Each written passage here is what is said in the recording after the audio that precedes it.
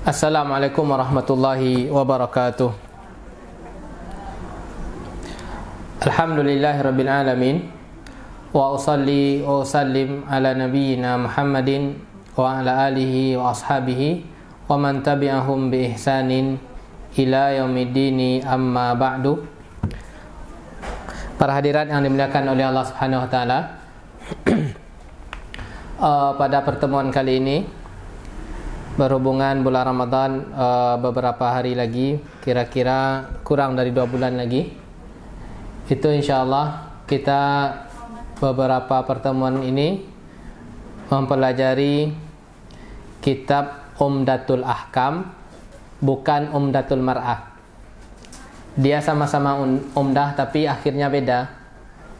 Umdatul Mar'ah satu, Umdatul Ahkam satu. Umdatul Ahkam ini adalah kitab hadis yang berkaitan dengan hukum-hukum di dalam Islam yang diriwayatkan oleh Al-Imam Bukhari dan Imam Muslim. Sebelumnya para hadirin yang dimuliakan oleh Allah Ta'ala, kita sekarang ini berada di bulan Rajab, ya. Kita sekarang ini berada pada bulan Rajab. Tahukah kita bahwasanya bulan Rajab ini adalah salah satu yang disebut dengan di antara bulan haram. Bulan Rajab ini adalah salah satu di antara 4 bulan yang disebut dengan bulan haram. Allah Subhanahu wa taala berfirman di dalam surat At-Taubah ayat 36. Allah Subhanahu wa taala berfirman, "Inna iddatash syuhuri indallahi itsna asyara syahran fi kitabillahi yauma khalaqas samawati wal ard." Sesungguhnya bilangan bulan di sisi Allah itu ada sebanyak 12 bulan. Fi kitabillahi yauma khalaqas samawati wal ard. Minha di antara yang 12 bulan itu, minha di antaranya adalah arba'atun hurum. Ada 4 bulan yang dimuliakan. Dzalikad dinul qayyim fala tadhlimu fihinna anfusakum. Janganlah kalian berbuat kezaliman pada bulan-bulan tersebut, yaitu bulan haram. Apa itu bulan haram? Bulan haram itu adalah Zulqa'dah, Zulhijjah, kemudian Muharram, dan bulan Rajab. Jadi Zulqa'dah, Zulhijjah, bulan Muharram, kemudian bulan Rajab.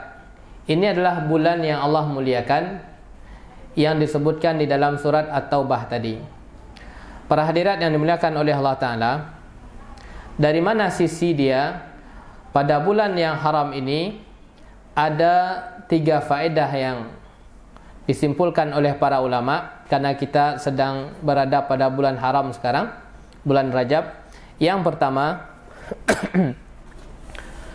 dilarang untuk berperang. Kekhususan yang pertama adalah pada bulan haram ini, diantaranya bulan Rajab ini adalah dilarang untuk berperang. Yang kedua adalah beramal soleh pada bulan haram ini, pahalanya beda dari bulan-bulan yang lain. Jadi beramal soleh pada bulan haram, bulan Zulqa'dah, bulan Zulhijjah, bulan Muharram, dan bulan Rajab, pahalanya beda, tidak sama dengan bulan-bulan yang lain. Syekh Ibn Utsaimin rahimahullah mengatakan, fa idza kana qad nuhiya an zulmin nafsi bi khususi hadhihi al-ashhur, apabila dilarang berbuat kezaliman secara khusus pada bulan ini. Kan kita tuh dilarang berbuat kezaliman kan sepanjang waktu, kan ya, sepanjang waktu, dan dimanapun kita berada, itu kita dilarang untuk berbuat kezaliman, akan tetapi dikhususkan pada bulan yang 4 ini. Dalla dzalika, ini menunjukkan, kata Syekh Ibnu Utsaimin rahimahullah, ala annal amala salih afdal, bahwasanya amal saleh yang kita kerjakan pada bulan ini lebih utama daripada bulan yang lainnya. Sehingganya kaidah ulama disebutkan tadha'uful hasanat fi kulli zamanin wa makanin fadilin. Terkadang hasanat itu, kebaikan tersebut dilipat gandakan kalau sekiranya kita mengerjakannya pada waktu yang mulia dan pada tempat yang mulia. Jadi pahala yang kita kerjakan pada bulan haram ini pahalanya beda dengan bulan yang lain. Baca Al-Quran yang kita baca pada bulan Rajab ini atau bulan haram yang lain, pahalanya beda daripada bulan yang lain. Zikir yang kita lakukan, zikir itu kan amalan lisan ya. Amalan lisan itu adalah amalan lisan itu ringan, akan tetapi pahalanya sangat besar. Kalimatani khafifatani fil lisan, thaqilatani fil mizan, kalimat yang ringan di lisan dan berat pada timbangan. Subhanallah, itu kita ucapkan subhanallah. Bisa kan kita mengucapkan dari rumah ke sini sambil di atas kendaraan kita mengucapkan subhanallah atau mengatakan astaghfirullah. Waktu kita berlalu dan kita manfaatkan untuk meraih pahala. Itu amalan lisan. Pahalanya lebih tinggi daripada bulan yang lain. Kita datang kajian pada saat sekarang ini, itu lebih besar pahalanya daripada bulan yang lain, karena kaidah tadi itu ya. Apa kaidahnya tadi disebutkan? Setiap amal baik itu berlipat ganda pahalanya apabila dilakukan pada waktu dan tempat yang mulia. Maka al-hasanat tersebut, perbuatan baik tersebut dilipat gandakan. Jadi para hadirin yang dimuliakan oleh Allah Ta'ala, jadi waktunya sekarang ini adalah waktunya untuk taat, untuk kita tingkatkan ketaatan kita, waktunya untuk beribadah, waktunya bagi kita untuk memperbanyak nilai-nilai ketaatan kepada Allah Subhanahu wa Ta'ala, memperbanyak ketaatan secara umum, yaitu Al-Quran yang sudah lama vakum, yang sudah kita tinggalkan beberapa hari atau beberapa minggu, buka lagi, dibaca lagi, karena jangan sia-siakan kebaikan pada bulan haram ini.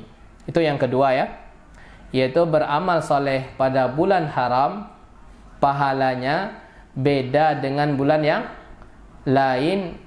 Maka berikan waktu kita untuk meningkatkan amalan-amalan kebaikan lillahi ta'ala. Itu yang kedua. Yang ketiga, di sisi lain, dosa yang kita kerjakan pada bulan haram ini dilipat gandakan oleh Allah Subhanahu wa Ta'ala. Jadi pada bulan haram ini kebaikan dilipat gandakan, dan dosa yang kita kerjakan pun juga hukumannya dilipat gandakan. Orang yang tidak salat pada bulan haram ini tidak sama dengan pada bulan yang lain. Orang yang durhaka kepada kedua orang tuanya pada bulan ini tidak sama dengan bulan yang lain. Orang yang tidak menghormati suaminya, orang yang membentak suaminya, dosanya tidak sama dengan dosa pada bulan yang lain. Kan semuanya tetap dilarang ya, tapi pembahasannya adalah lebih berat pada bulan haram ini. Seorang suami yang menzalimi istrinya, tentu dosanya lebih berat ketimbang bulan yang lain. Bohong yang dilakukan oleh seseorang pada bulan ini, tentu dosanya tidak sama dengan yang lain, gibah dan yang lain, artinya semua kemaksiatan yang dilakukan oleh seorang muslim pada bulan ini, itu dosanya tidak sama dengan bulan lain. Sehingga ada pengkhususan, fala tadhlimu fihinna anfusakum. Jangan kalian menzalimi diri kalian pada bulan yang haram ini, pada bulan yang 4 ini. Para hadirat yang dimuliakan oleh Allah Ta'ala, disebutkan di dalam ayat ini, fala tadhlimu fihinna anfusakum, jangan kalian menzalimi diri kalian. Dapat ditarik bahwasanya ulama mengambil kesimpulan bahwasanya setiap maksiat yang kita kerjakan itu sama dengan kita sedang menzalimi diri kita sendiri. Setiap maksiat yang kita kerjakan itu sama dengan kita sedang menzalimi diri kita sendiri. Suami yang zalim kepada istrinya, sejatinya dia sedang menzalimi diri dia sendiri. Istri yang tidak patuh kepada suaminya, sejatinya si istri tersebut sedang menzalimi diri dia sendiri. Orang yang tidak salat, sejatinya dia sedang menzalimi diri dia sendiri. Orang yang tidak menutup aurat, sejatinya dia sedang menzalimi diri dia sendiri. Dapat kita ambil kaedah bahwasanya kemaksiatan yang kita kerjakan itu sama dengan kita menzalimi diri kita sendiri. Kenapa disebutkan demikian? Karena setiap maksiat yang dilakukan seseorang itu ada dampak efeknya baik di dunia maupun di akhirat. Karena maksiat itu akan melahirkan dampak negatif baik di dunia maupun di akhirat. Yang menanggung siapa? Yang menanggung apakah orang lain atau kita sendiri? Yang menanggung adalah kita sendiri. Allah Subhanahu wa taala mengatakan, wala taziru waziratun wizra ukhra. Engkau, kalian itu tidak menanggung kesalahan orang lain. Yang menanggung kesalahan itu siapa? Ya kita masing-masing. Ketika kita berbuat salah, sejatinya kita telah menzalimi diri kita. Gara-gara dosa mungkin seseorang tersebut kena hukuman. Dia menzalimi diri dia sendiri. Ketika dia sudah meninggal, gara-gara dosa yang ia lakukan, dia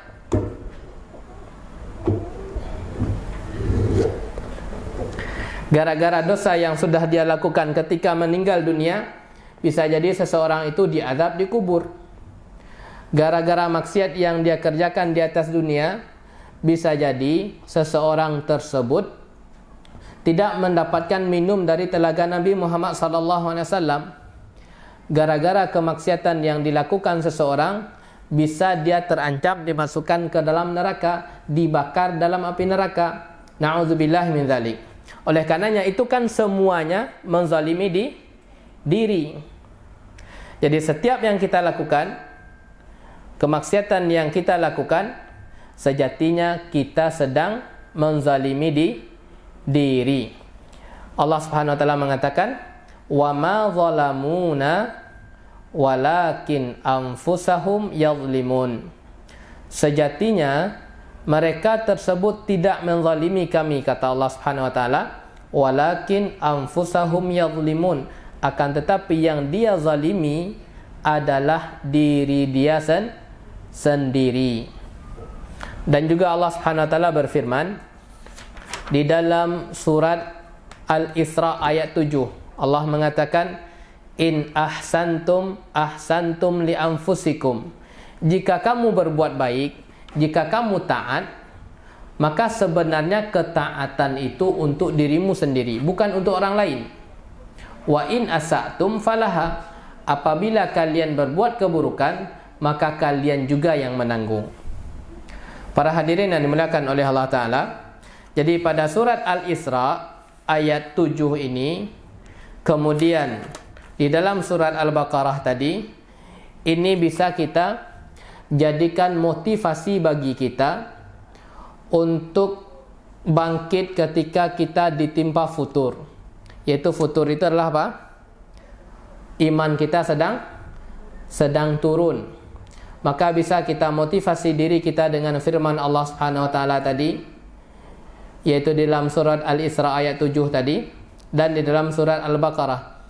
Kalau sekiranya saya kayak gini terus tidak bangkit-bangkit, maka yang akan menanggung kesalahan itu adalah saya sendiri. Maka saya harus bangkit. Saya harus bangkit untuk melaksanakan ketaatan. Saya harus bangkit untuk menjadi orang yang baik. Karena ketika saya melakukan kebaikan, siapa yang akan mendapatkan? Yang mendapatkannya adalah diri kita sendiri. Oleh karenanya para hadirin yang dimuliakan oleh Allah Ta'ala, ketika kita sedang futur, maka ingat-ingat firman Allah Ta'ala, in ahsantum li anfusikum. Kalau kau berbuat baik, kebaikan itu sejatinya untuk dirimu. Wa ma zalamuna walakin anfusahum yadhlimun. Mereka tidaklah menzalimi kami, akan tetapi mereka sedang menzalimi diri mereka sendiri. Kalau saya kayak gini terus, maka sejatinya saya sedang menzalimi diri saya. Saya akan sedang memaparkan diri saya terancam dengan azab dunia dan akhirat.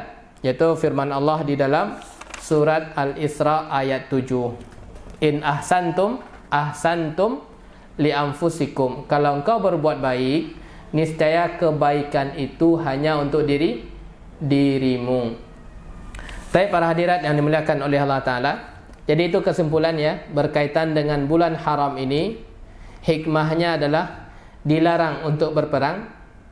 Dan yang kedua adalah pahala amal soleh yang kita kerjakan pada bulan ini itu beda dengan yang lain. Dan yang ketiga adalah kemaksiatan yang kita kerjakan pada bulan ini, hukumannya pun juga lebih berat ketimbang bulan yang lain. Tapi ini berkaitan dengan bulan Rajab atau bulan-bulan yang haram yang lainnya. Sekarang kita lihat, kita ke dalam kitab Umdatul Ahkam ya. Kitabus Siyam min Umdatil Ahkam.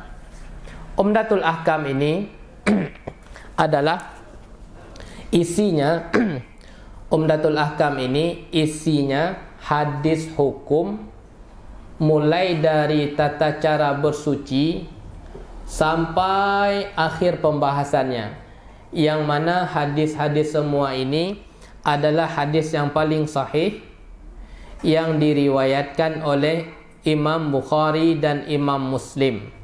Jadi para hadirat, kitab Umdatul Ahkam ini kitab hadis yang berkaitan dengan hukum yang disepakati oleh Imam Bukhari dan Imam Muslim. Jadi kan perawi tersebut ada namanya Bukhari, Imam Bukhari aja, itu namanya di kitab Sahih Bukhari. Ada yang namanya yang meriwayatkan adalah Imam Muslim saja, itu namanya Sahih Muslim. Nah, yang disepakati hadisnya oleh Imam Bukhari dan Imam Muslim, ini istilahnya namanya muttafaqun alaih. Disepakati oleh Imam Bukhari dan Muslim. Hadis yang berkaitan seputar hukum. Nah, kita mengambil hadis hukum yang berkaitan dengan masalah puasa. Umdatul Ahkam ini ditulis oleh Abdul Ghani Al-Maqdisi Al-Hambali. Itu ditulis, kitabnya ditulis oleh Abdul Ghani Al-Maqdisi yang lahir pada tahun 541 Hijriah dan meninggal tahun 600 Hijriah. Jadi berapa tahun beliau hidup berarti? 59 tahun beliau hidup. Dan beliau meninggalkan ilmu yang bermanfaat.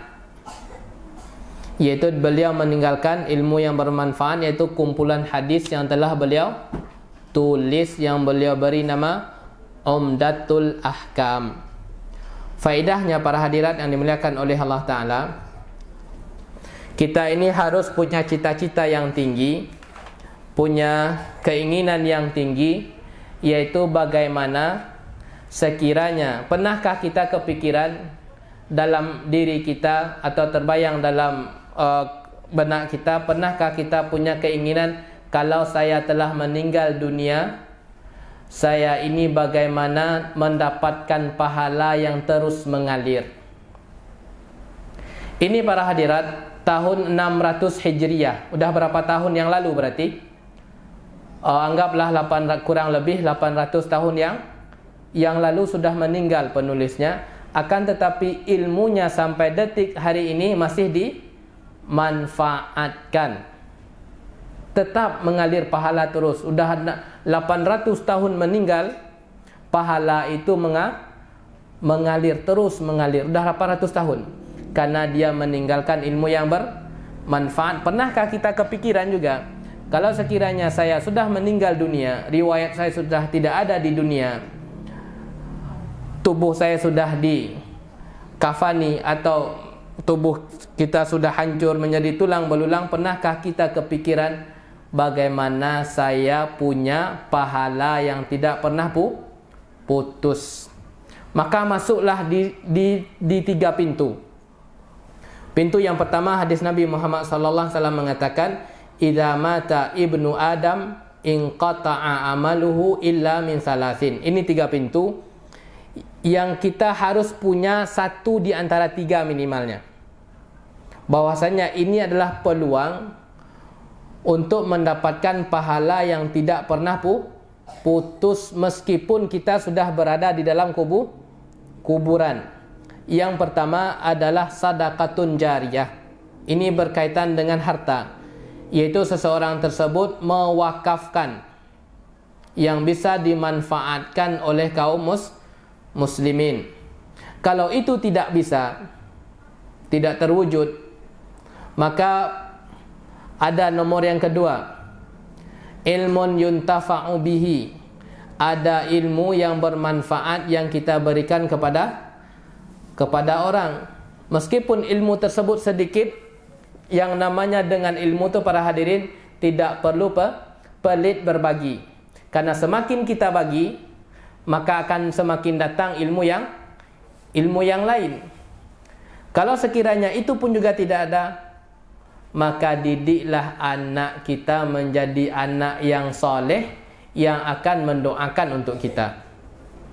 Jadi kita pun harus ada dalam diri kita, itu adalah pintu sumber pahala yang tidak pernah putus.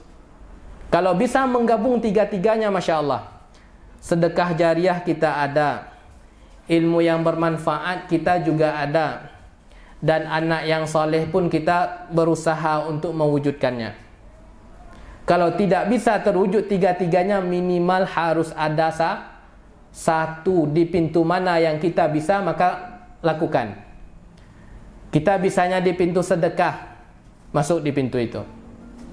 Kita bisanya di pintu ilmu, masuk di situ.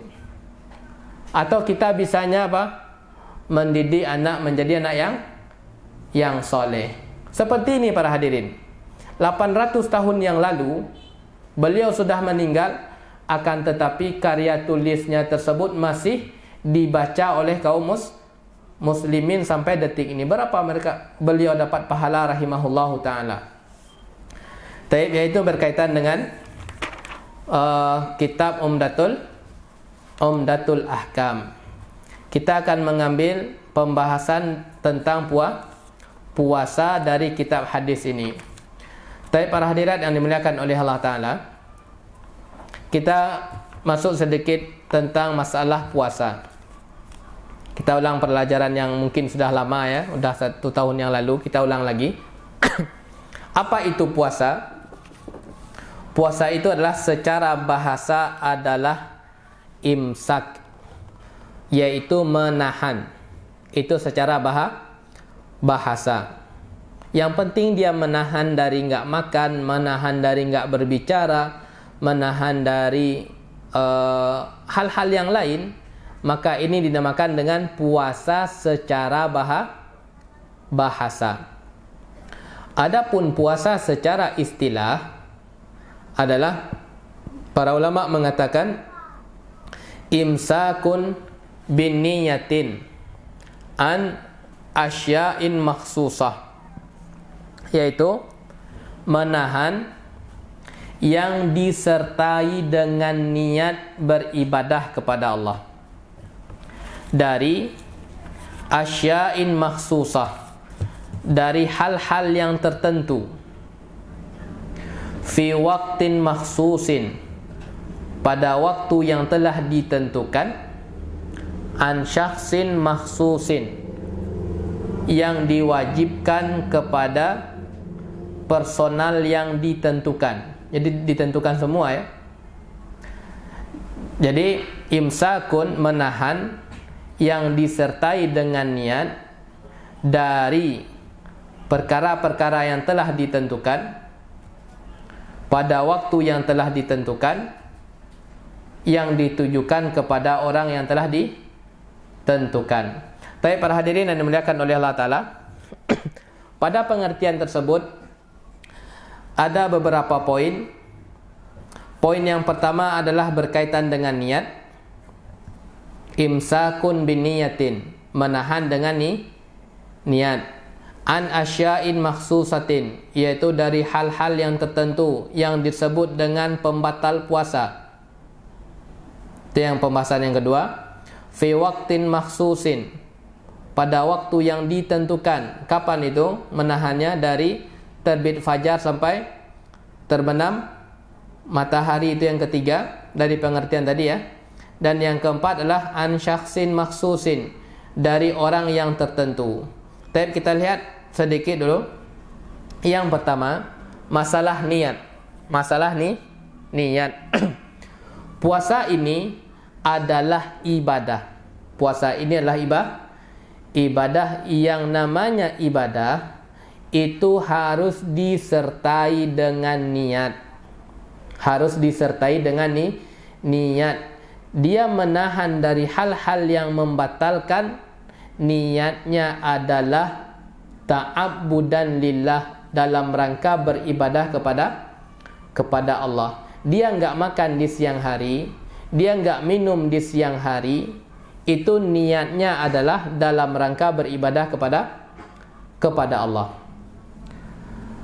Para hadirat yang dimuliakan oleh Allah Ta'ala, kapan niat itu dilakukan? Pembahasan yang pertama tentang niat ya. Kapan niat itu dilakukan? Niat itu dilakukan di malam hari. Seseorang berniat itu startnya di malam hari. Apa itu malam hari? Malam hari itu adalah mulai terbenamnya matahari sampai terbitnya fajar. Maka itu adalah malam dalam istilah syar'i. Jadi malam itu adalah mulai dari terbenam matahari sampai terbit fajar, maka itu malam. Maka ini adalah waktu untuk berniat. Dengan demikian, apakah disyaratkan niat itu harus sebelum tidur? Maka jawabannya tidak. Boleh setelah bangun tidur jam 4 sahur, mau sahur kita niat, maka tidak masalah. Karena itu masih dinamakan dengan malam. Jadi niat itu dilakukan pada malam hari. Apa itu malam hari?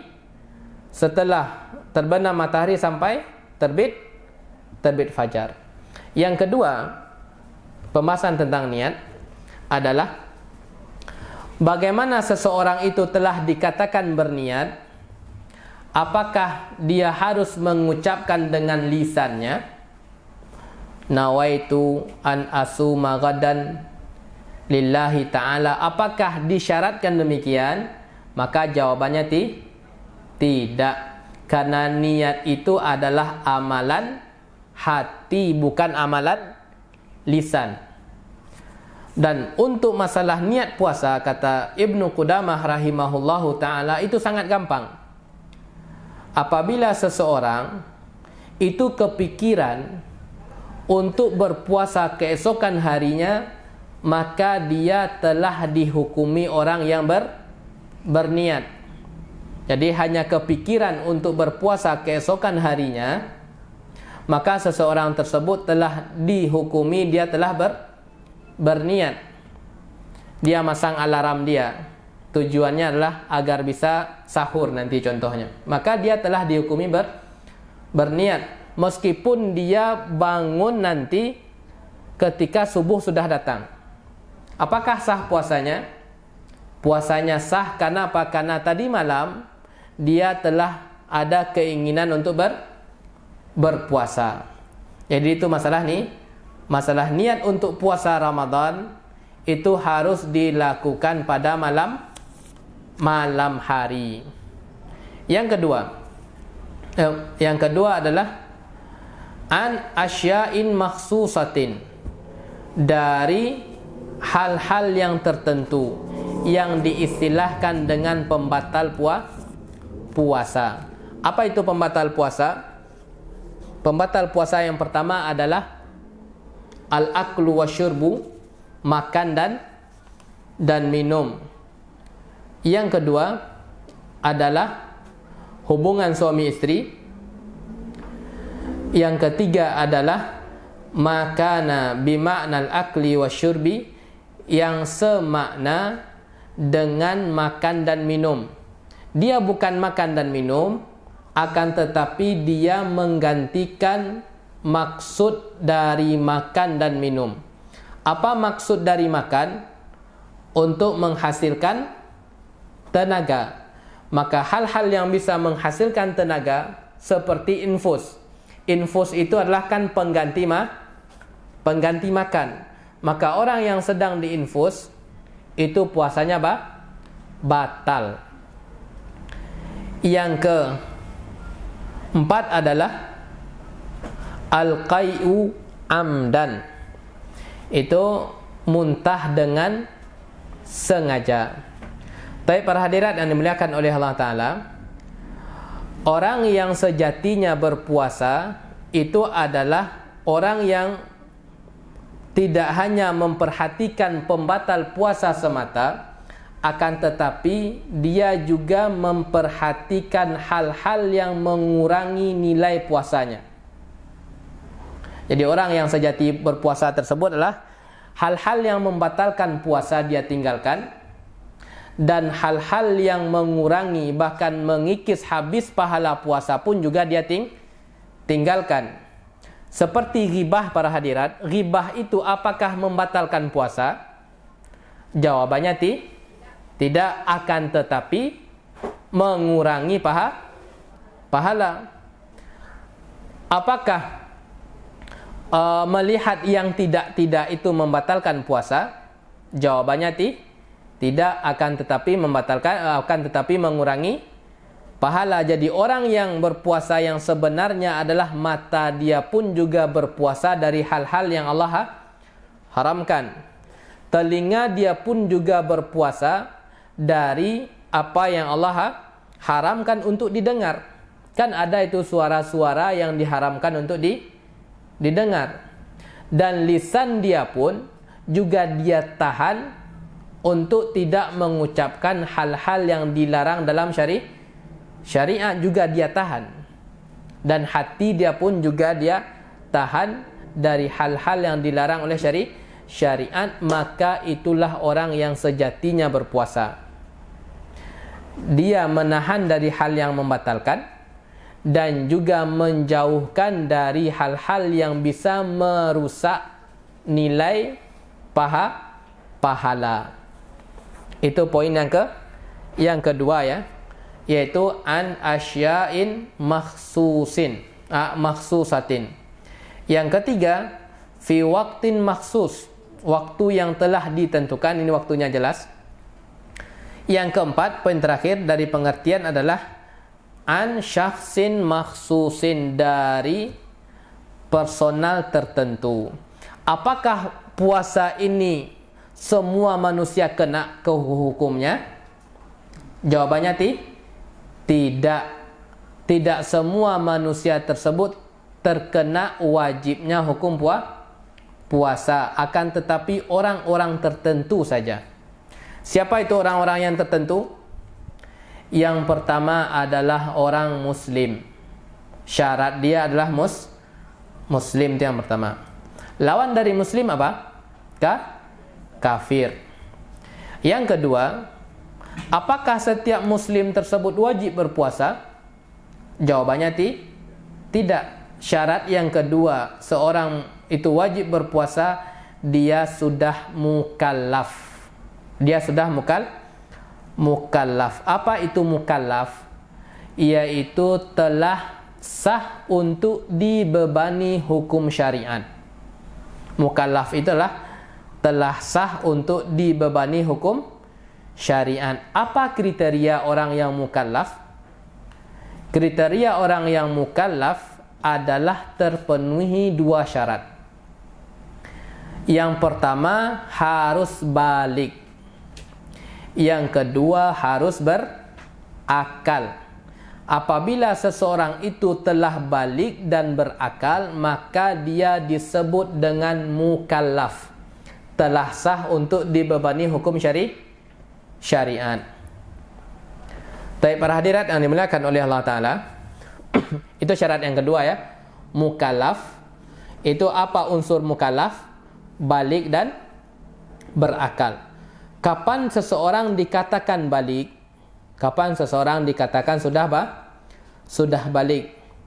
Yang pertama bisa dilihat dari sisi umur. Bisa dilihat dari sisi umur, yaitu 15 tahun menggunakan Hijriyah, bukan menggunakan kalender Masehi kita, akan tetapi menggunakan bulan Hijriyah, 15 tahun. Itu yang pertama. Atau selain umur bisa dilihat dari perubahan badan. Apa itu maksudnya? Bagi orang perempuan, dia tersebut sudah haid atau sudah nifas, atau khurujul mani, yaitu mohon maaf ya, keluarnya mani. Dan yang keempat adalah nabatu sya'rin khashinin haulal qubul, yaitu telah tumbuh rambut di sekitar kemaluan.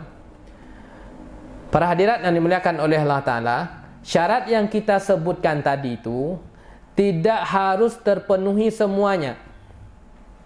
Satu di antaranya kalau telah ada pada seseorang, maka dia telah dihukumi orang yang balik.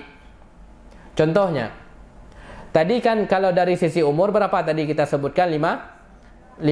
Ternyata dia seorang perempuan sudah haid pada umur 13 tahun. Apakah dia sudah balik? Iya, jawabannya dia sudah balik karena dia telah memiliki salah satu sifat ciri-ciri orang balik. Jadi yang 4 tadi tersebut tidak disyaratkan harus semuanya. Apabila satunya telah terwujud, maka dia telah dihukumi orang yang balik. Itu orangnya mukallaf ya. Yang ketiga, syaratnya adalah di samping dia mukallaf, dia harus al-qadiru ala siyam. Dia kuat untuk berpuasa. Apa maksudnya kuat untuk berpuasa? Artinya dia tidak lemah. Lawan dari kuat tersebut adalah lemah. Para hadirat yang dimuliakan oleh Allah Ta'ala, lemah tersebut terbagi menjadi dua. Kategori lemah itu terbagi menjadi dua. Yang pertama adalah al-ajzut tari, yaitu lemah yang sifatnya bisa hilang itu. Lemah yang sifatnya itu bisa hilang. Contohnya adalah orang hamil. Orang hamil apakah selama-lamanya hamil? Jawabannya tidak. Maka inilah lemah yang akan berakhir. Contoh yang kedua adalah orang ibu menyusui. Apakah ibu tersebut selama-lamanya menyusui? Tidak. Maka dia adalah lemah yang akan bisa berakhir dan hilang. Contoh yang ketiga adalah orang sakit. Contoh yang keempat, lemah yang akan bisa hilang tersebut adalah orang musafir. Apakah selama-lamanya dia musafir terus? Tidak, dia tersebut akan berakhir pada waktu tertentu, safarnya akan habis. Itu yang pertama ya. Lawan dari kuat itu adalah lemah. Lemah itu terbagi menjadi dua. Lemah yang akan bisa hilang dan berakhir. Maka dia, orang yang kriteria ini tidak wajib untuk berpuasa. Akan tetapi dia wajib untuk mengganti. Ini diganti ya. Orang yang hamil, orang yang menyusui, 5 tahun hamil, 5 tahun pula menyusui, berarti 150 puasa dia harus ganti ya. 30 kali 5, 150 hari. Itu pada asalnya dia mengganti. Yang kedua, bentuk lemah sebelumnya. Kan tadi kita sebutkan adalah di antara bentuk lemah yang akan bisa hilang itu adalah sakit. Bagaimana kriteria sakit yang memperbolehkan seseorang untuk tidak berpuasa? Ibnu Qudamah rahimahullah mengatakan, al-maradu al-mubih lil fitri huwa syadid alladhi yazidu bis-shaum au yukhsha tabatu'u bur'ihi. Kriteria yang pertama, sakit yang diperbolehkan untuk tidak berpuasa adalah kalau dia tetap berpuasa, maka akan telat kesembuhannya. Maka itu boleh. Kalau dia tetap berpuasa, yang tadinya sakitnya mungkin 3 hari, kemungkinan bisa menjadi seminggu atau sebulan. Artinya, apabila dia berpuasa, maka akan telat kesembuhan. Itu boleh. Yang kedua, kriteria sakitnya adalah sakit yang kalau dia berpuasa, maka akan semakin parah sakitnya. Kalau tadi kan semakin lama ya, semakin lama sembuhnya. Kalau yang kedua ini semakin parah sakitnya. Itu kategori yang kedua. Kategori yang ketiga, sakit yang tidak bisa dia menahannya. Dia harus butuh obat. Nggak bisa dia menahannya lagi, udah sakit, sangat sakit sekali. Kalau dia tetap berpuasa, dia nggak bisa untuk menahan sakitnya. Maka ini 3 kategori diperbolehkan seseorang untuk tidak berpuasa dikarenakan sakitnya. Adapun sakit flu itu kan sakit juga kan ya? Iya, bako nak puasa awak sedang flu bana kini ha.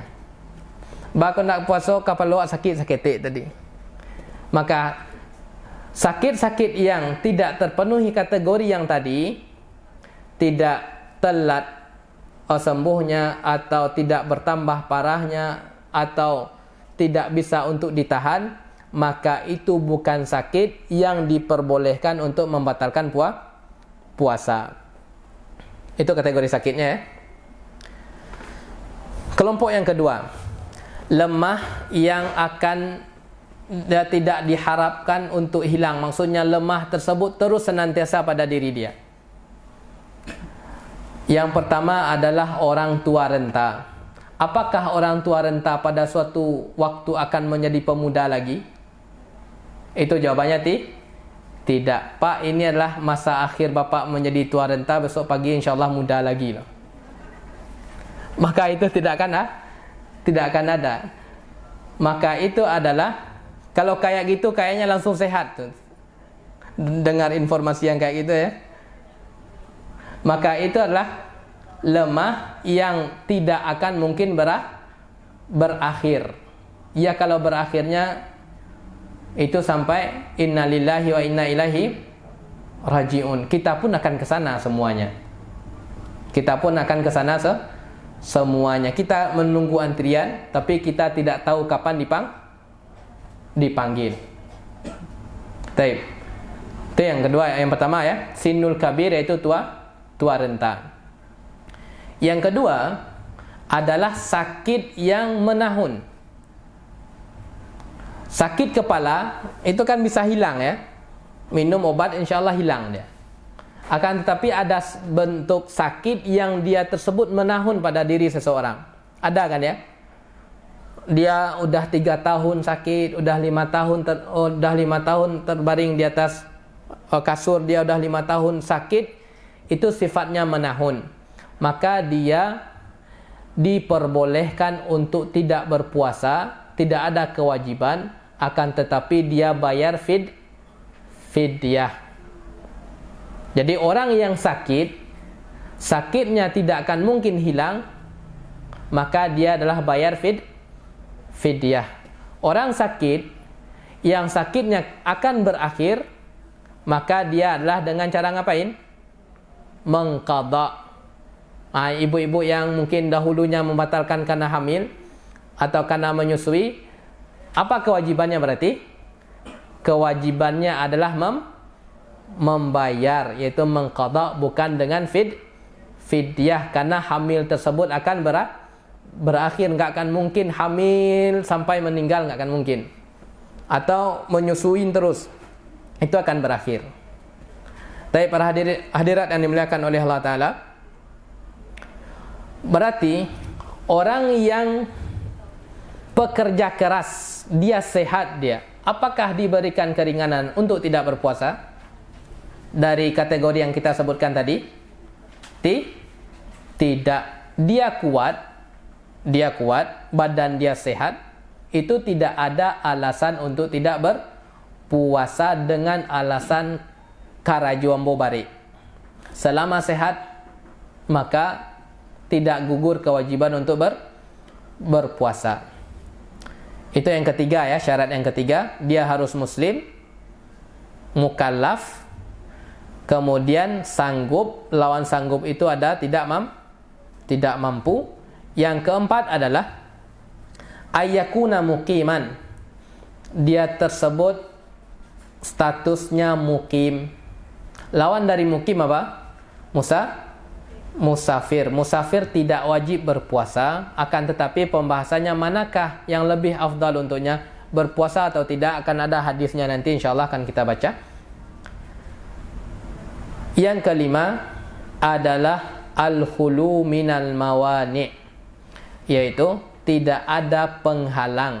Ini khusus untuk perempuan dan tidak akan didapatkan sama lelaki seumur hidup, yaitu haid dan nifas. Ini adalah penghalang khusus pada perempuan, tidak akan didapatkan selain pada perempuan. Jadi syaratnya para hadirat, orang yang punya kewajiban berpuasa tersebut apabila terpenuhi 5 syarat. 5 syarat tersebut harus terpenuhi. Kalau sebagian yang terpenuhi, sebagian tidak, maka tidak ada kewajiban berpuasa. Itulah pembahasan yang terakhir dari pengertian. Tapi para hadirat yang dimuliakan oleh Allah Ta'ala, saya dipahami ya dari pengertian tadi. Tapi kita baca hadisnya.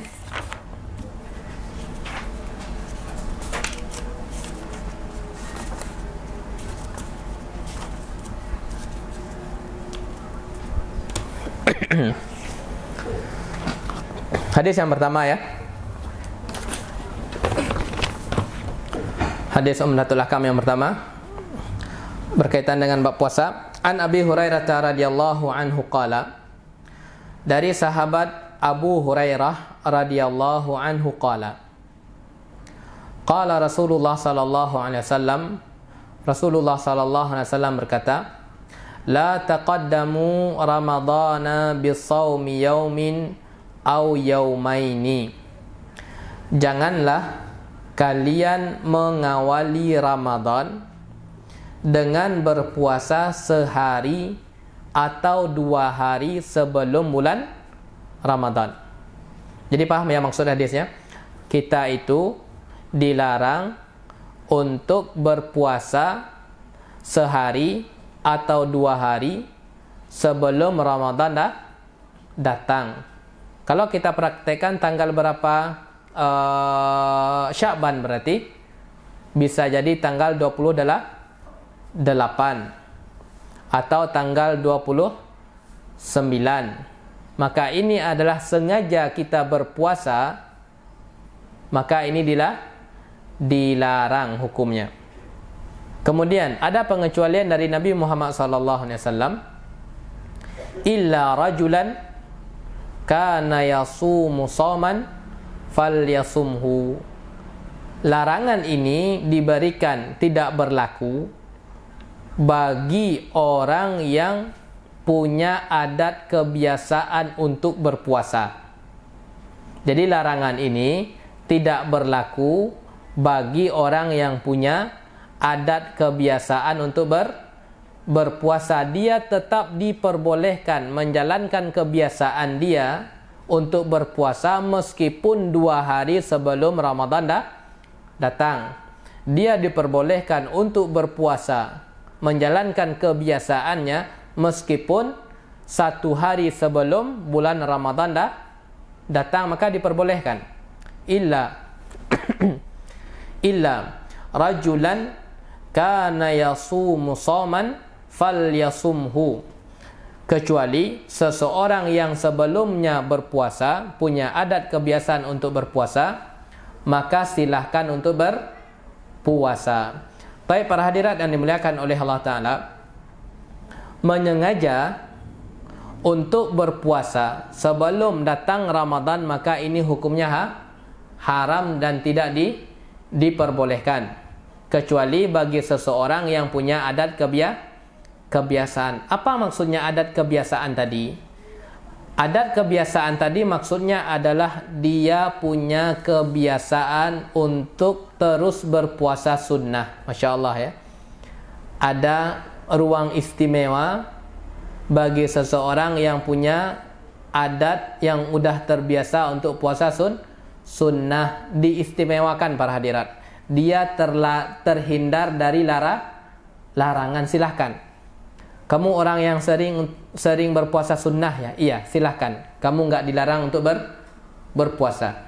Datang orang yang kedua, punya adat kebiasaan nggak untuk berpuasa? Tidak. Maka kamu dilarang untuk berpuasa. Ini adalah orangnya istimewanya orang yang punya amalan rutin. Istimewanya orang yang punya amalan rutin. Hadis ini salah satunya adalah dia terhindar dari larangan. Pak Ustaz, awak tidak bisa untuk merutinkan puasa Pak Ustaz.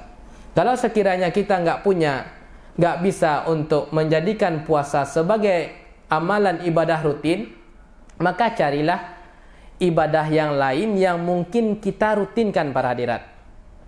Yang penting di kamus kita itu, di kamus kehidupan kita punya ibadah rutin. Itu yang penting. Kita nggak bisa untuk puasa, banyak kegiatan, banyak tugas, ya silahkan. Akan tetapi para hadirat, carilah ibadah yang itu bisa kita rutinkan. Kalau nggak bisa puasa contohnya, rutinkan membaca Al-Quran. Rutinkan membaca Al-Quran. Kalau kita nggak bisa juga rutin dengan baca Al-Quran, cari ibadah yang lain yang bisa kita rutinkan. Salat malamkah contohnya?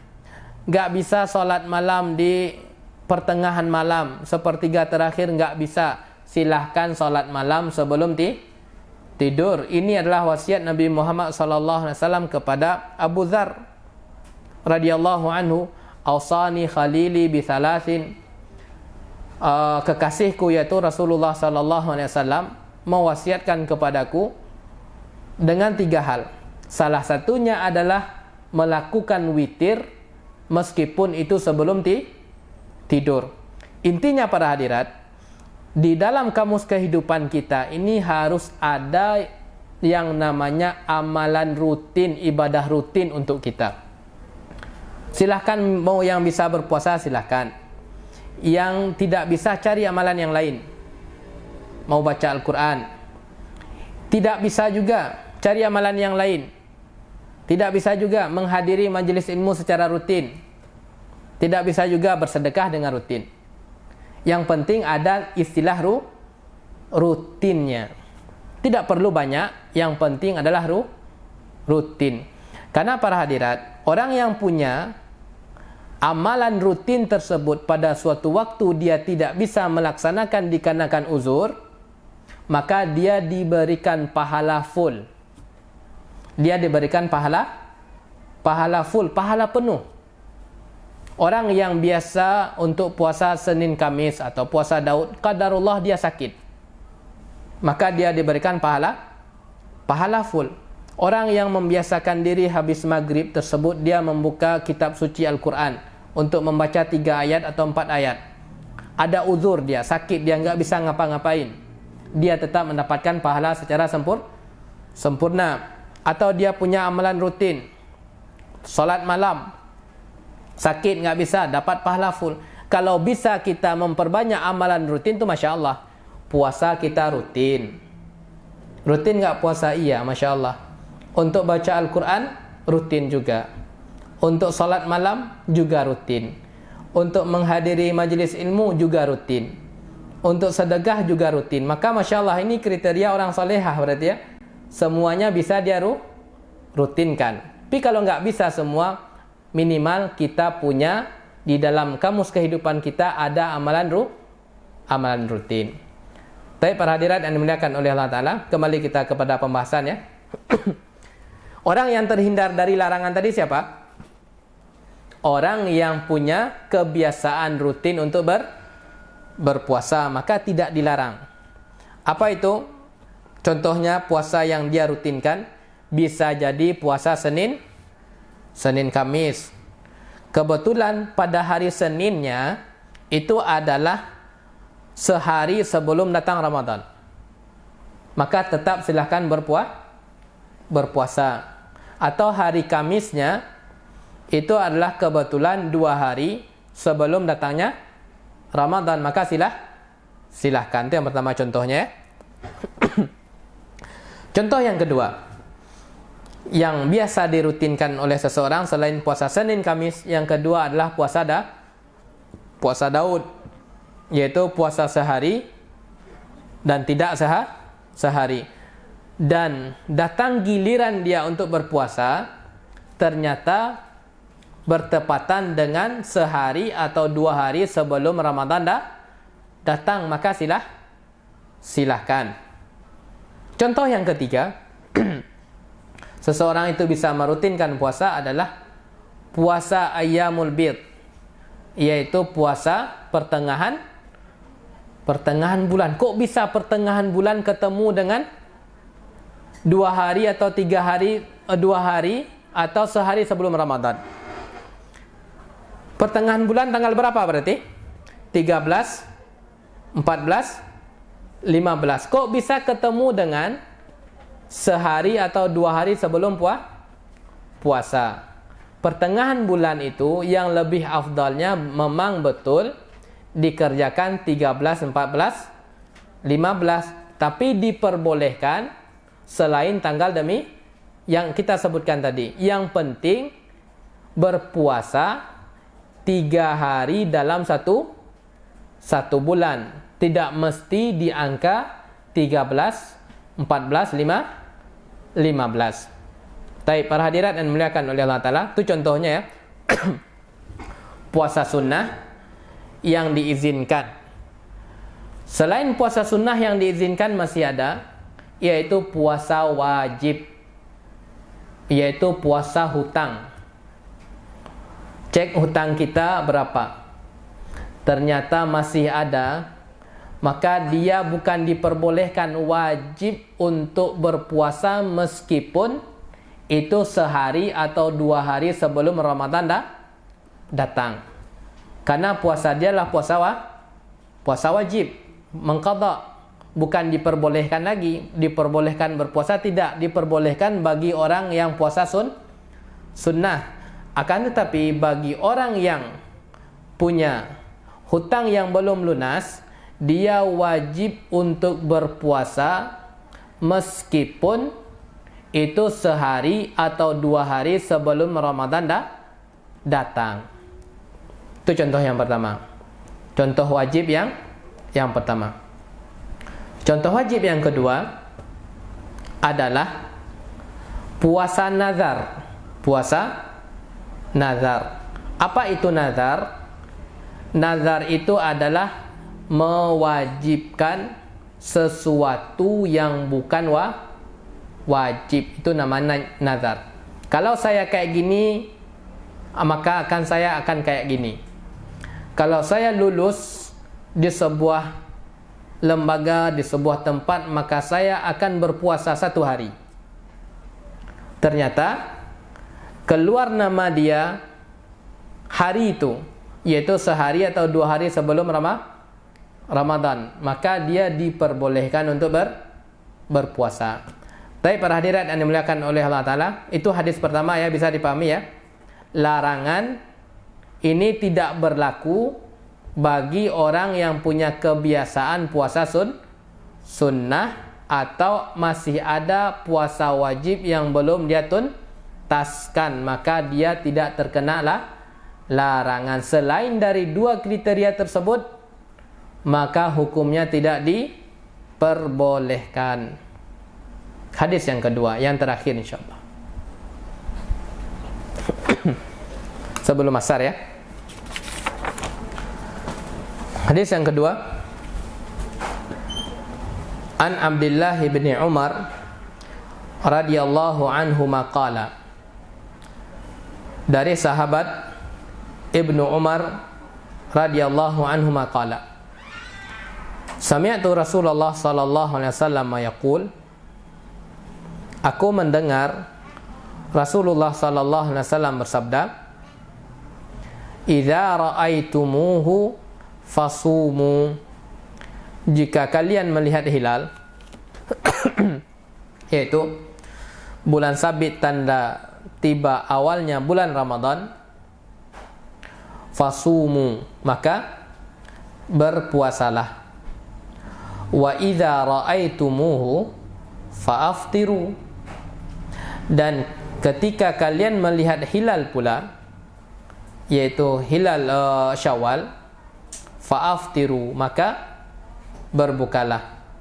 Fa in ghumma alaikum faqduru lahu, apabila kalian terhalangi dari melihatnya dikarenakan mendung, faqduru lahu, maka hitunglah, yaitu sempurnakanlah bulan Sya'ban menjadi 30 hari.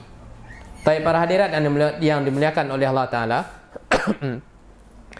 ini berkaitan dengan pembahasan bagaimana cara menentukan masuk dan berakhirnya bulan Ramadan.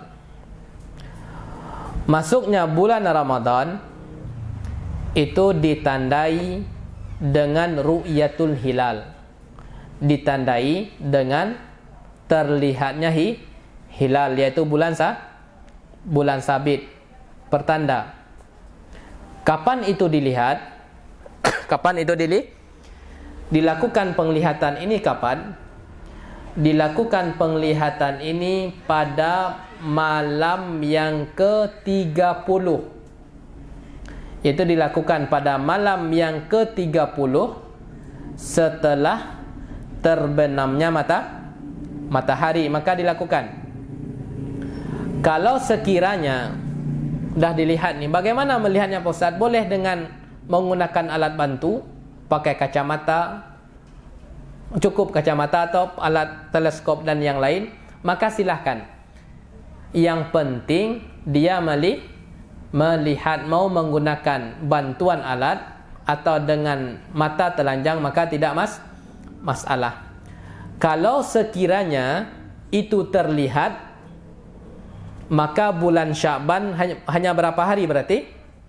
Hanya 29 hari. Keesokannya adalah satu Ramadan.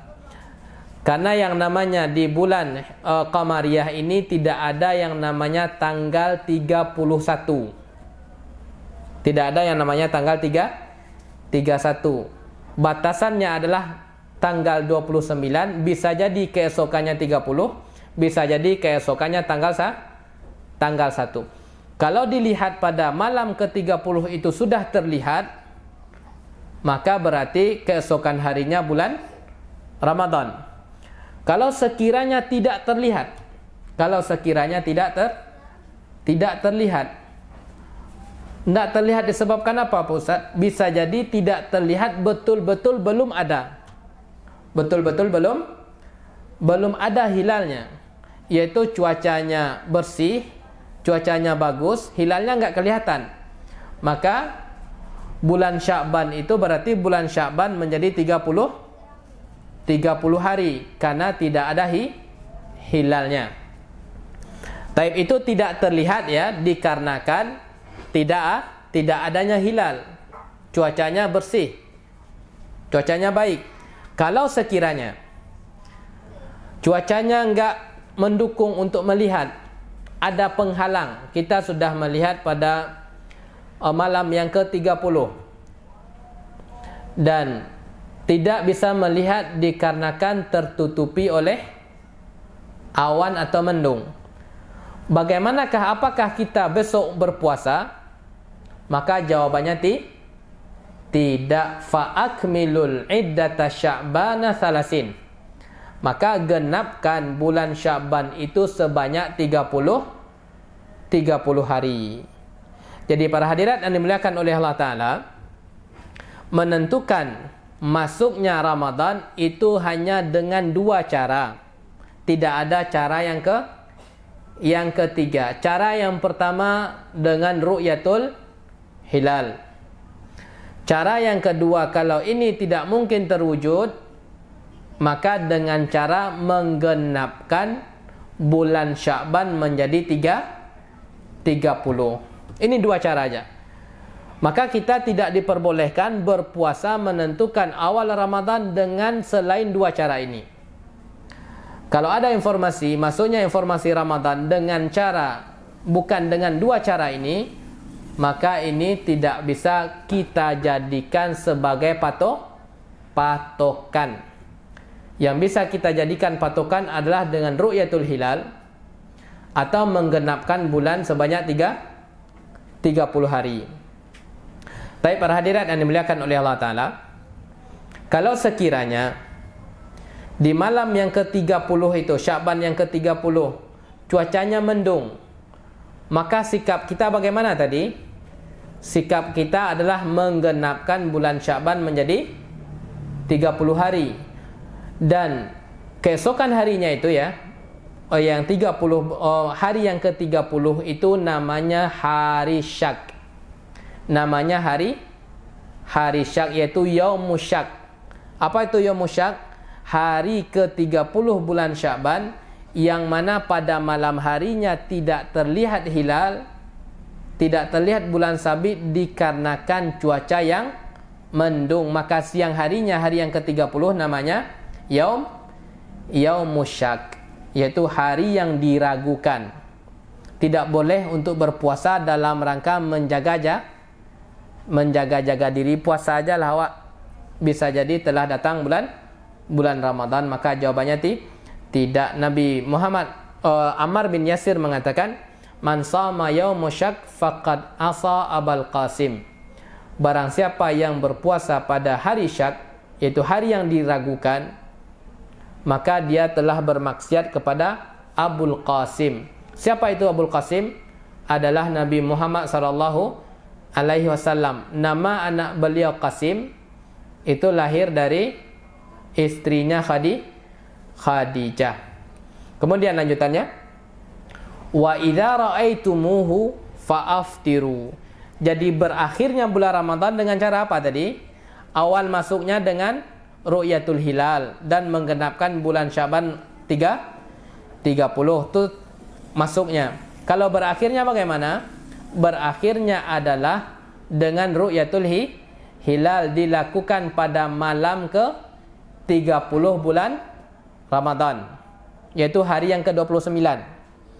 Kalau sekiranya tertutup awan, maka digenapkan puasa Ramadan menjadi 30 hari setelah digenapkan 30 hari, maka dipastikan keesokannya adalah Syawal.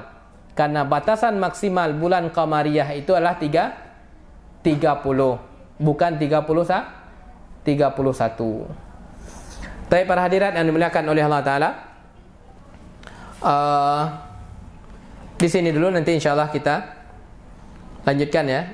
Waktu asar bentar lagi. Kalau ada pertanyaan tentang materi ini, silahkan nanti kita dengan kertas ya, berkaitan dengan materi aja.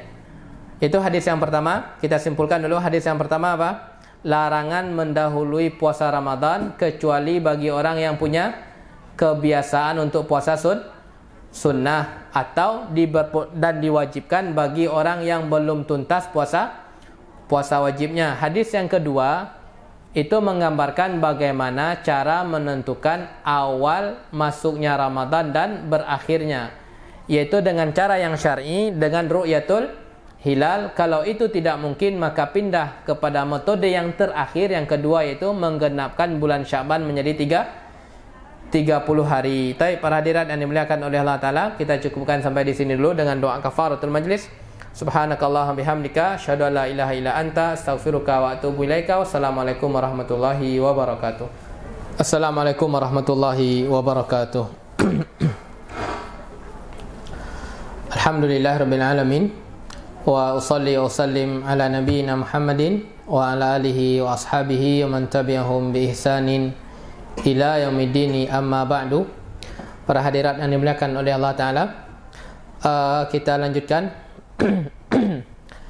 membaca hadis Umdatul Ahkam, Kitabus Siyam. Kita tadi terakhir pada hadis yang menentukan cara masuk dan berakhirnya bulan Ramadan, yaitu dengan ru'yatul hilal atau digenapkan bulan menjadi 30 hari. Hadis yang ketiga adalah berkaitan dengan makan sahur. An Anas bin Malik radhiyallahu anhu qala, dari sahabat Anas ibnu Malik radhiyallahu anhu qala, qala Rasulullah sallallahu alaihi wasallam, Rasulullah sallallahu alaihi wasallam bersabda, tasahharu, bersahurlah, fa inna fis sahuri barakah, karena pada makan sahur itu ada keberkahannya. Para hadirat yang dimuliakan oleh Allah Subhanahu wa taala, pada hadis yang ketiga ini ada beberapa pembahasan. Pembahasan yang pertama adalah berkaitan dengan sisi hukumnya. Apa hukumnya makan sahur?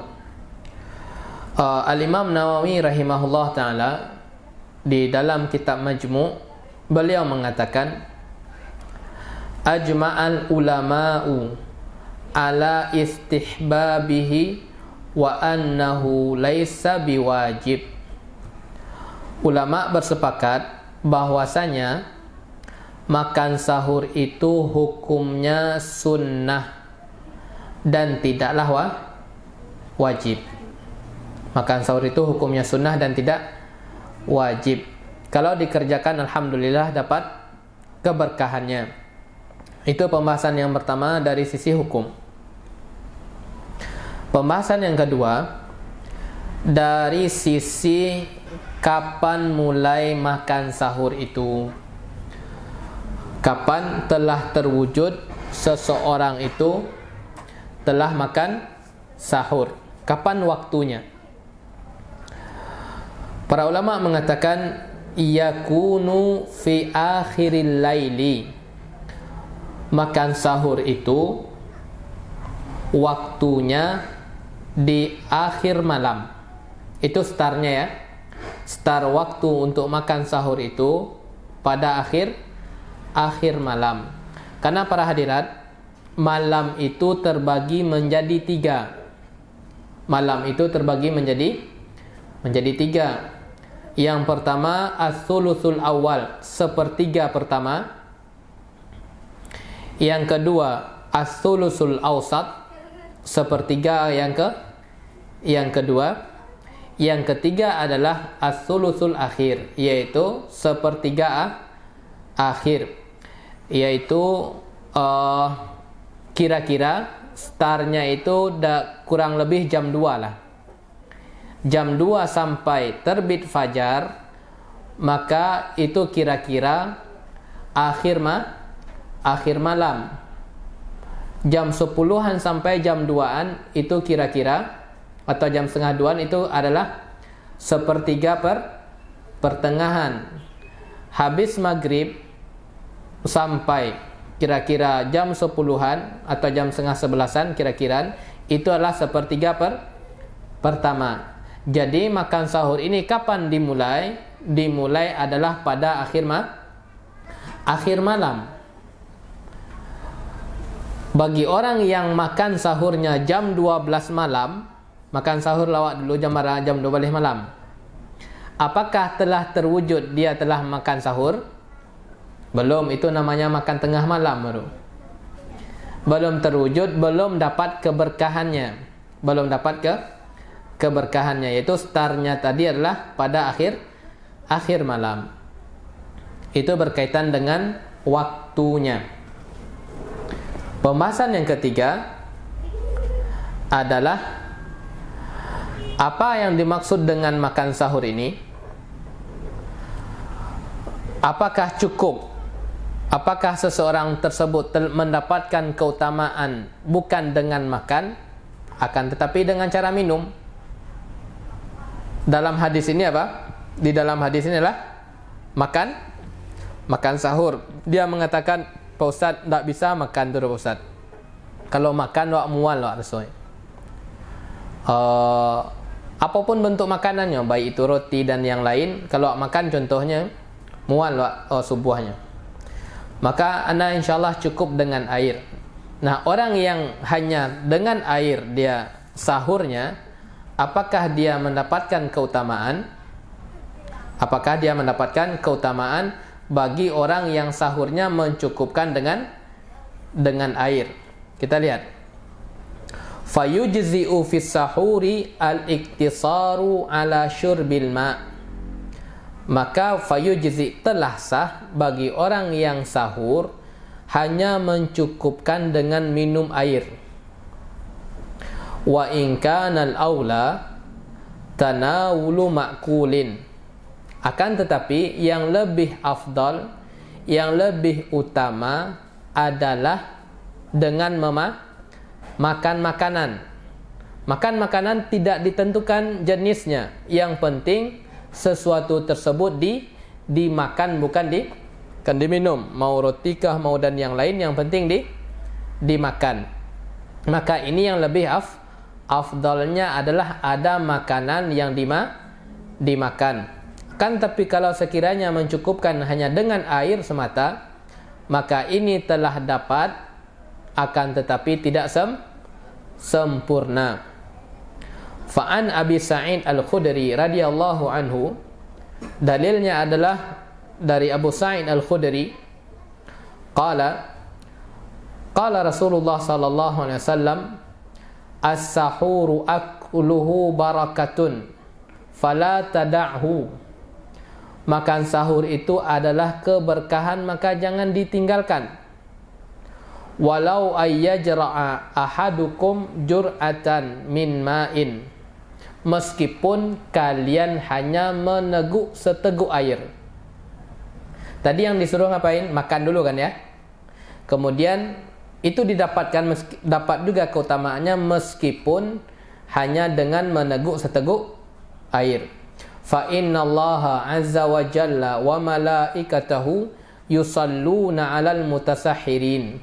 Sesungguhnya, ini Masya Allah, sesungguhnya Allah subhanahu wa ta'ala dan malaikatnya bersalawat kepada orang yang sahur. Masya Allah. Nah, perintah bersahur dianjurkan ini, bersahur ini kepada siapa? Kepada orang yang ingin berpuasa. Kepada orang yang ingin berpuasa dianjurkan.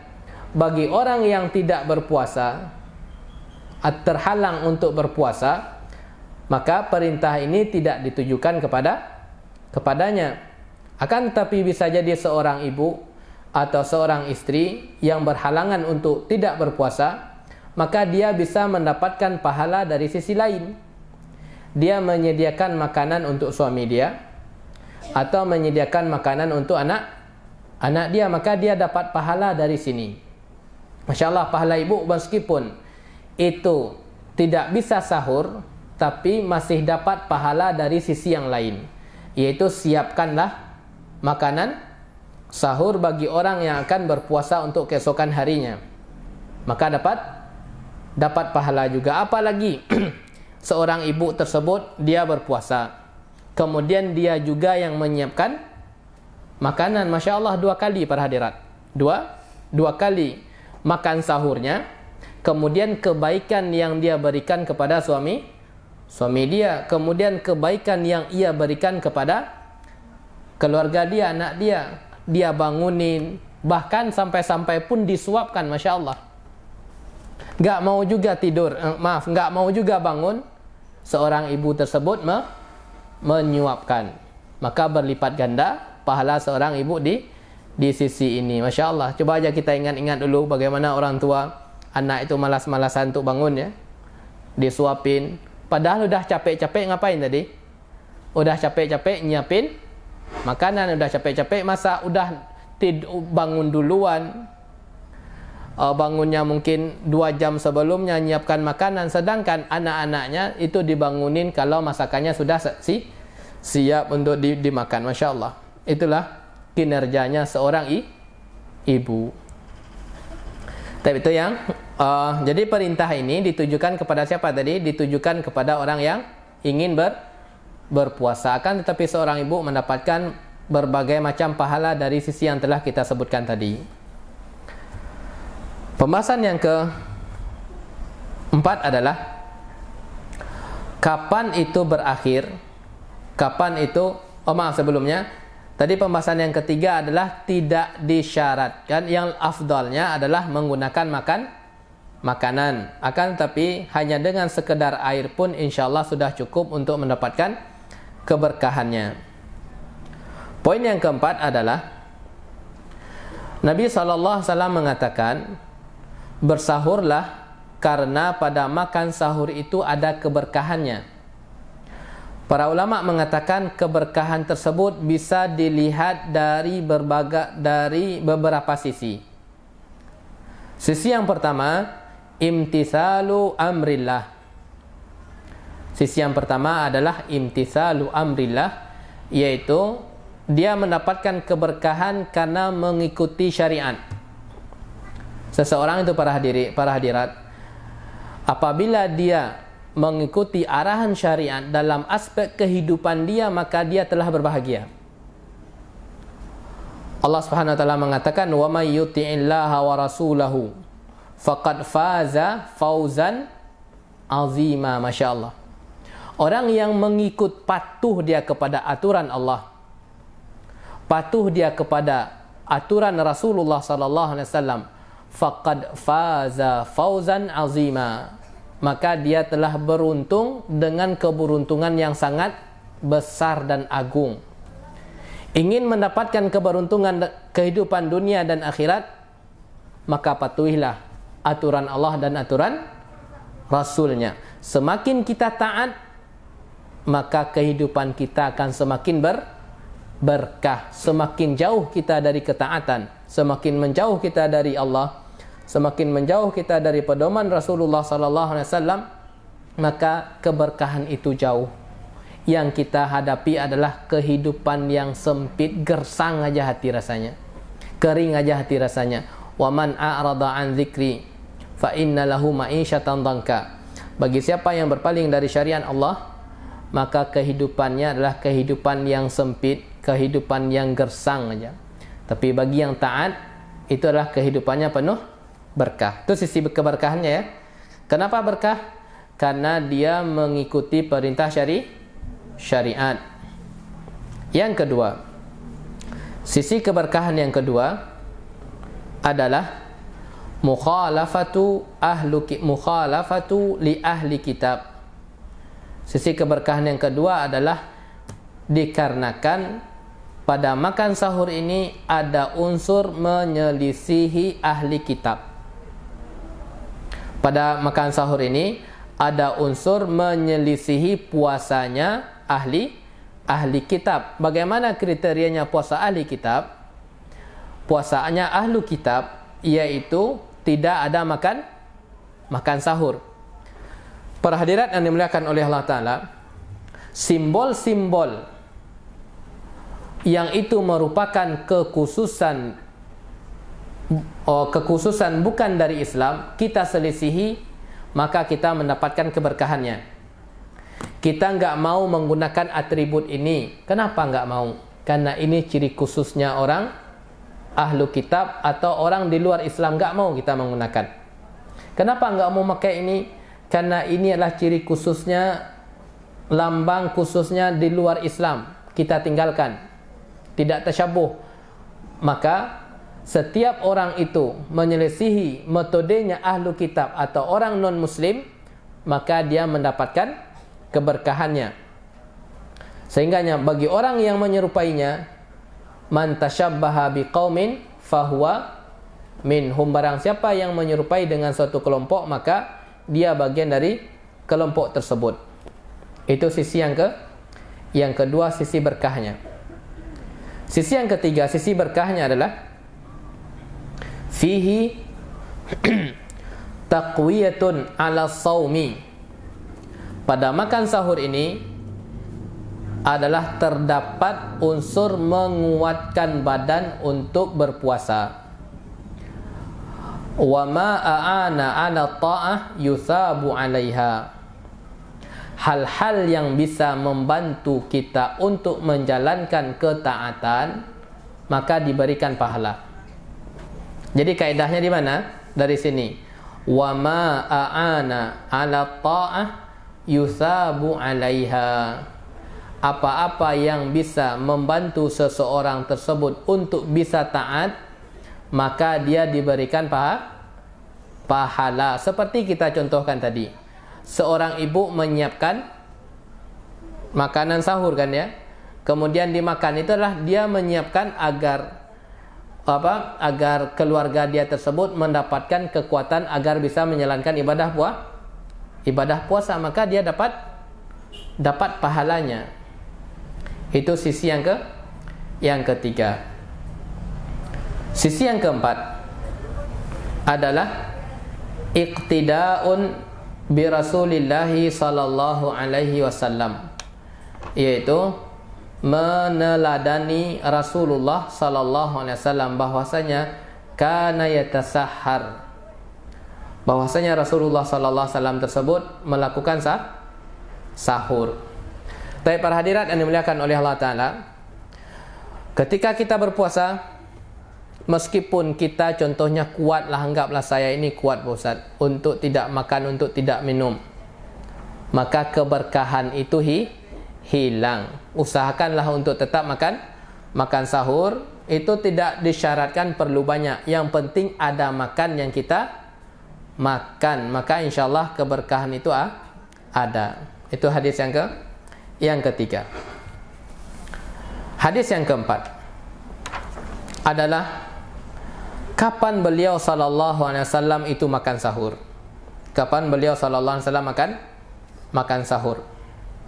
An Anas bin Malik an Zaid bin Thabit radhiyallahu anhu qala, dari Anas ibn Malik an Zaid bin Thabit radhiyallahu anhu qala, tasahharna ma'a Rasulillah sallallahu alaihi wasallam thumma qama ila shalah. Sahabat Anas ibnu Malik menceritakan, kami pernah makan sahur bersama Rasulullah sallallahu alaihi wasallam. Masyaallah. Beliau makan sahur bersama siapa?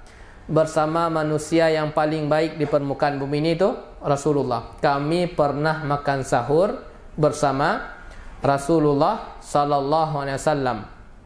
Lalu beliau berdiri untuk salat. Sahabat Anas berkata, apa kata beliau? Qultu li Zaidin, aku bertanya kepada Zaid tadi, kam kana bainal adzani was sahur, berapa jarak antara azan dan makan sahur. Ini waktu beliau untuk makan sahur ya, berapa jaraknya antara azan dan makan sahur. Qala qadru khamsina ayah, yaitu seukuran 50 ayat. Tapi para hadirat yang dimuliakan oleh Allah Ta'ala, inilah waktunya beliau sallallahu alaihi wasallam untuk makan sahur. Artinya waktu yang afdal tersebut adalah diakhirkan. Waktu yang afdal diakhirkan selama fajar belum terbit, itu aja. Tapi kalau kita akhirkan sampai fajar datang, maka itu apa? Tidak sah puasa kita. Jadi batasannya kapan? Batasannya sampai terbitnya fajar. Bisa jadi terbit fajar tersebut ditandai dengan azan.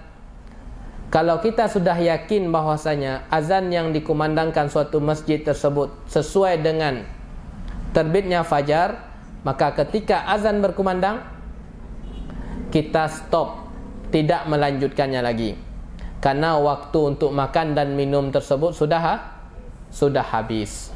Jadi jangan kita beranggapan kan azannya masih ada, nanti aja pas mau iqamat diselesaikan. Qad qamatis shalah. Enggak, tapi ketika azan berkumandang maka kita stop. Faedah dari hadis ini adalah, faedah yang pertama adalah dianjurkannya untuk mengakhirkan sahur, itu yang pertama. Faedah yang kedua adalah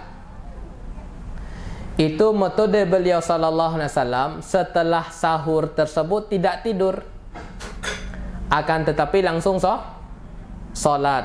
Bisa jadi orang yang sahur 1/4 jam sebelum solat dia tidur dulu, ternyata bangunnya telah terbit matahari, solat subuhnya itu sudah di luar waktu. Itu bukan metode yang dicontohkan. Metode yang tepatnya adalah sahur. Ketika sahur tersebut kita menunggu azan kemudian solat. Itu metode yang dicontohkan beliau sallallahu alaihi wasallam. Hadis yang kelima. Kita insyaallah sampai hadis ke-6 kita. Hadis yang kelima, an Aisyah wa Ummi Salamah radhiyallahu anhuma.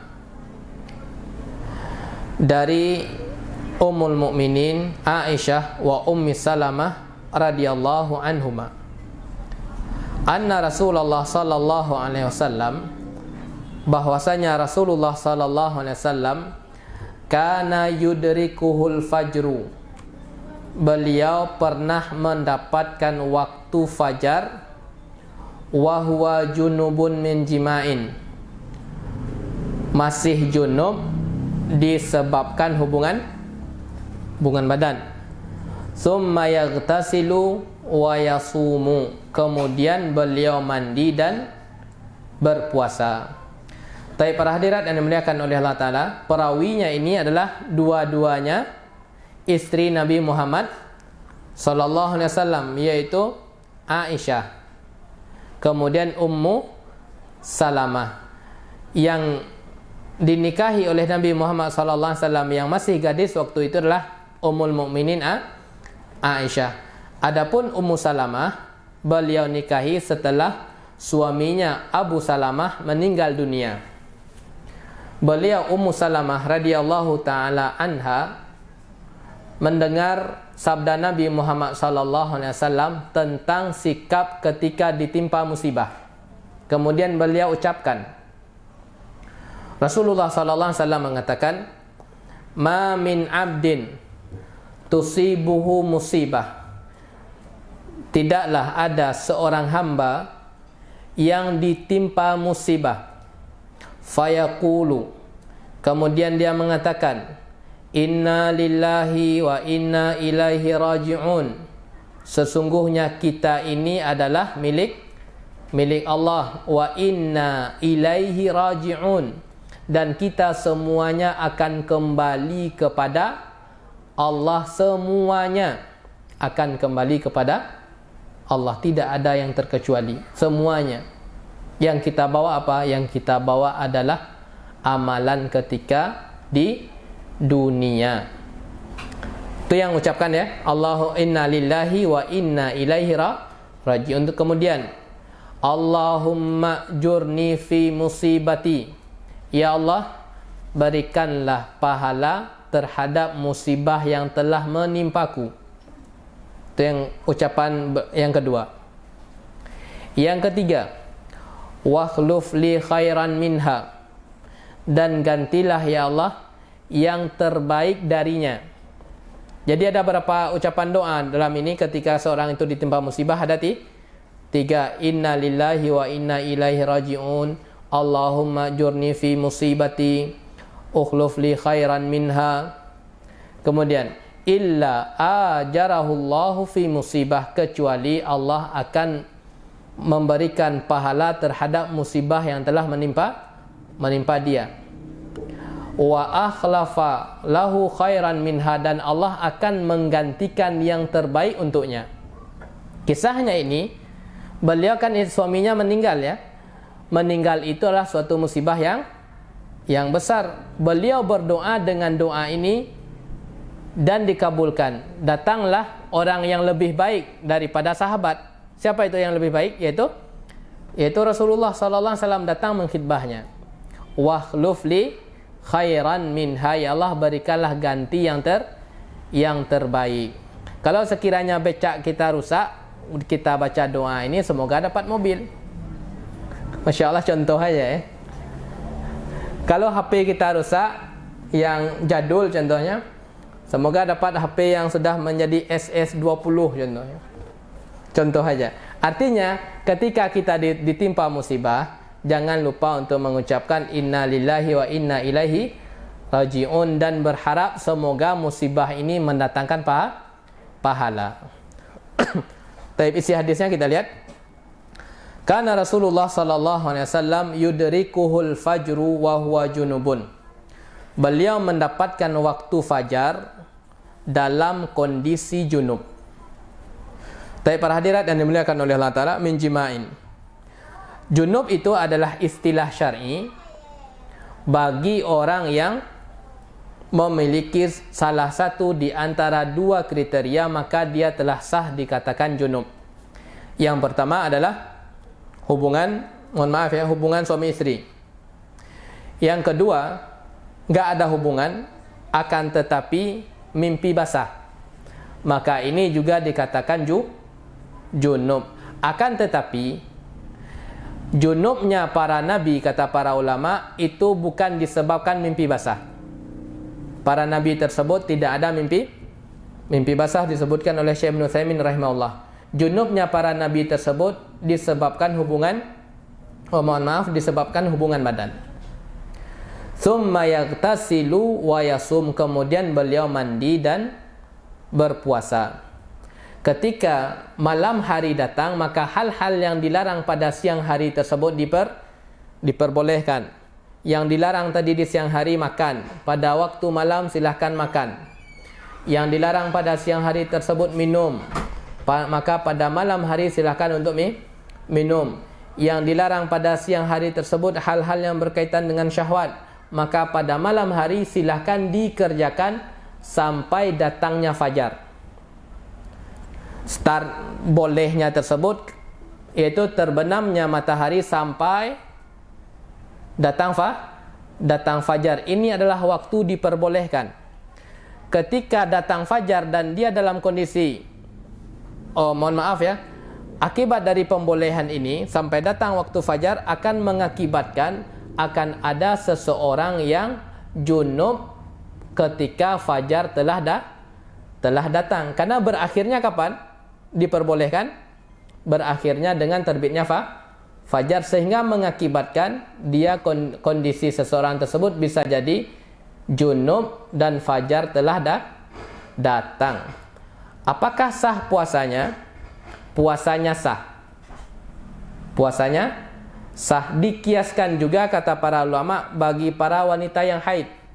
Contohnya wanita tersebut bersih malam hari jam 1 dah bersih, kemudian belum mandi, maka sekarang dia dalam kondisi hadas besar. Sahkah dia untuk berniat puasa keesokan harinya? Maka jawabannya sah.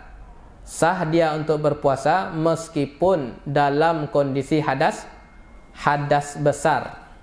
Dan mandinya itu wajib ketika ia ingin sholat. Jadi tidak masalah. Faedahnya kata Syekh Ibnu Utsaimin rahimahullah, sihhatu shaumil junubi wa illam yaghtasil illa ba'da tulu'il fajri. Sahnya puasa orang yang junub meskipun dia tidak mandi kecuali setelah terbitnya fajar. Ini juga dikiaskan bagi para wanita yang memiliki hadas besar, haid contohnya.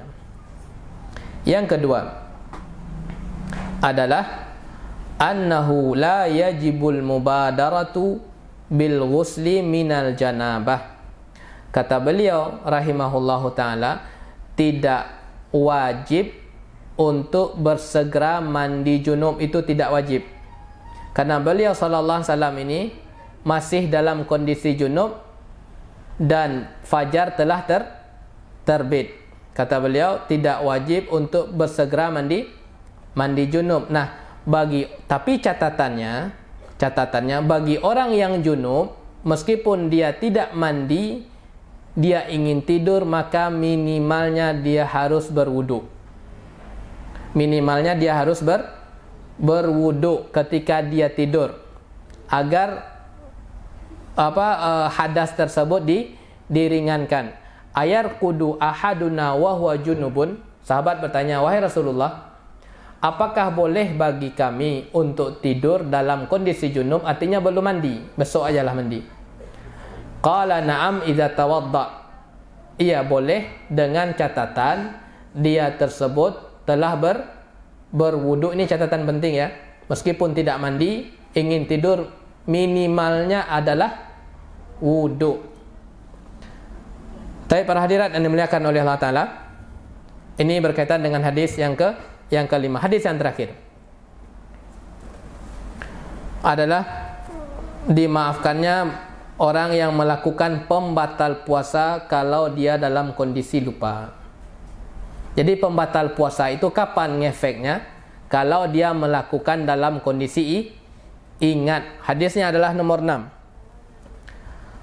An Abi Hurairah radhiyallahu anhu, anin Nabi sallallahu alaihi wasallam qala. Dari sahabat Abu Hurairah radhiyallahu anhu, anin Nabi sallallahu alaihi wasallam, dari Nabi sallallahu alaihi wasallam, qala man nasiya wa huwa shaimun.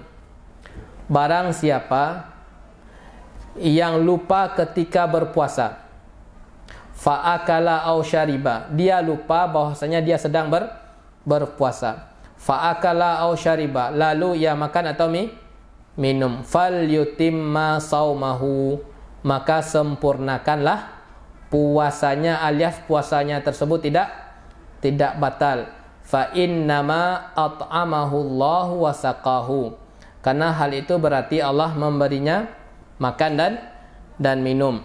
Bagi orang yang melihat tahu dia, maka harus diingatkan, jangan ditunggu dia dulu kepedasan. Sedang makan dia diambil sambal yang Masya Allah rawit lagi, baru diingatkan, woi kamu puasa. Maka tidak, dari awal diingatkan. Itu namanya kalau diingatkan ketika dia sedang makan, itu menzalimi orang namanya. Dari pas dia mau ketika kita lihat dia mau ngambil piring atau mau minum, langsung diingatkan. Karena ini adalah bagian dari mengingatkan orang terhadap kewajiban yang sedang ia lakukan. Para hadirat yang dimuliakan oleh Allah Ta'ala, jadi itu tidak batal ya. Faedahnya, anna shauma la yabtulu bil akli wa syurbi nisyanan, bahwasanya puasa itu tidak batal dengan makan dan minum kalau dalam kondisi lupa. Wa yuqasu alaihi ma baqiyatul mufattirat, dan dikiaskan pembatal-pembatal yang lain. Sama juga. Yang penting kalau dia melakukan pembatal itu dalam kondisi lupa apapun bentuknya, maka puasanya tetap sah. Puasanya tetap sah. Ini biasanya dilakukan bagi orang yang lupa ini, orang yang jarang untuk puasa ya. Itu pagi-pagi bulan Ramadan tersebut dia punya kebiasaan, contohnya minum setelah bangun tidur. Maka karena sudah terbiasa, dia bangun tidur langsung minum. Ini bagi orang yang jarang-jarang biasa terjadi. Maka ini adalah tetap dimaafkan. Itu yang pertama. Yang kedua, faedahnya adalah anna shauma la yanqusu bil akli wa syurbi nisyanan. Bahwasanya nilai pahala bagi orang yang berpuasa dan dia makan dalam kondisi lupa tersebut, nilai puasanya tetap sempurna. Dan yang terakhir adalah, Masya Allah, yang terakhir si'atu rahmatillah bi'afwihi anin nas, yaitu luasnya rahmat Allah dengan mengampuni hambanya yang berbuat lupa. Rabbana la tu'akhirna in nasina au akhtana. Ya Allah, janganlah hukum kami ya Allah kalau sekiranya kami melakukan dalam kondisi tersalah ataupun lupa. Tapi para hadirat yang dimuliakan oleh Allah Ta'ala, sampai hadis yang ke-6 aja dulu. Yaitu dapat kita simpulkan di sini, hadis ke-6 ini apa? Kategori pembatal yang kita sebutkan di awal-awal tadi, syaratnya dilakukan dalam kondisi ingat dan sengaja. Adapun dilakukan dalam kondisi lupa, maka itu tidak membatalkan, silahkan dilanjutkan puasanya. Wallahu ta'ala alam. Semoga bermanfaat bagi kita semua. Kita cukupkan dengan doa kafaratul majlis. Subhanakallah bihamdika asyhadu an la ilaha illa anta astaghfiruka wa atubu ilaika. Wassalamualaikum warahmatullahi wabarakatuh.